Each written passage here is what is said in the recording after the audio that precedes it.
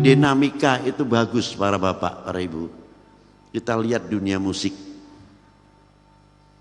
Mungkin di sini ada ahli musik. Kalau dunia musik itu ada susunannya Pak. Bukan seperti kita asal ngomong, menyanyi, pidato itu udah ada. Jadi kalau 5 viol itu ada satu namanya alto. Alto, viol alto itu lebih besar dari viol demes. Nah kalau 5 viol altonya 1, celonya itu 1. Tinggal kebutuhan musik itu berapa? Keperluan musik itu berapa? Kalau 25 viol berarti 5 alto, 5 cello. Bass gesek besarnya 1. Flutnya dari saksofon, klarinet dan lain sebagainya, trombola, tribon, keyboard, lain sebagainya, dari timpani sampai drummer sampai bongo. Ini susunan punya alat-alat musik. Dia membaca not baik. Yang satu menjadi apa? Namanya dirijennya. Dia baca. Begitu musik bunyi mengalun dengan indahnya, stok itu bisa menundukkan. Kalau stok ini kodenya demikian, suaranya 3/4 atau 4/4 dengan nada dasar apa? Itu musik. Bukan ngawur asal begini aja. Tentang ahli dunia musik, dia begitu tahu hebatnya. Begitu hebatnya, pas giliran viol dikasih viol, yang lainnya mengiringi.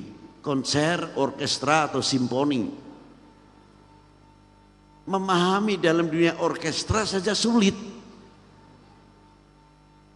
Tapi hebatnya para bapak, para ibu, demo itu dipersilahkan. Pada waktu demonya gitar, yang lainnya mengiringinya. Pada waktu demonya viol atau klarinet atau saksofon, lainnya juga mengiringnya. Bukan nafsi-nafsi. Hingga demo itu indah benar, memberikan support. Itulah dunia musik. Jadi dinamika itu harus, tapi indah, bukan dinamika berhenti. Dinamika itu ada, tapi begitu indahnya. Kita lihat susunan. Begitu pula bagaimana zaman Rasulullah Shallallahu Alaihi Wasallam sampai kepada para sahabatnya, sampai kepada para aulianya. Bila mana dengan barokah maulidin Nabi Shallallahu Alaihi Wasallam kita kecintaannya kepada Allah, kecintaannya kepada Rasulullah semakin meningkat, semakin tinggi, kita akan mempunyai yang pertama rasa malu kepada Allah, malu kepada baginda Nabi Sallallahu Alaihi Wasallam. Kalau kita mau melangkah sekira-kiranya menjadikan tauladan atau cermin yang kurang baik, mau maju terus atau tidak. Tapi kalau kita bercermin kepada Rasulullah, minggir, mundur, kita perhitungkan langkah-langkah. Kita akan berbicara akan menyebabkan memecah umat atau memecah bangsa atau tidak.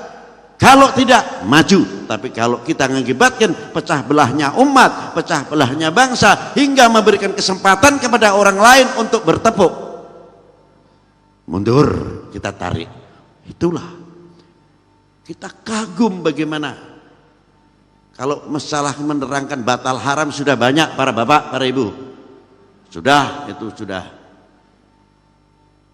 Kita ngajak al-ukhuwah. Saya kagum kepada Rasulullah Sallallahu Alaihi Wasallam. Satu di antaranya apa? Ketika Rasulullah sholat sujud, cucunya yang nama Al-Imam Husain langsung dari belakang nubruk datuknya atau eyangnya, asik nempel di punggungnya. Karena cintanya sama eyangnya luar biasa.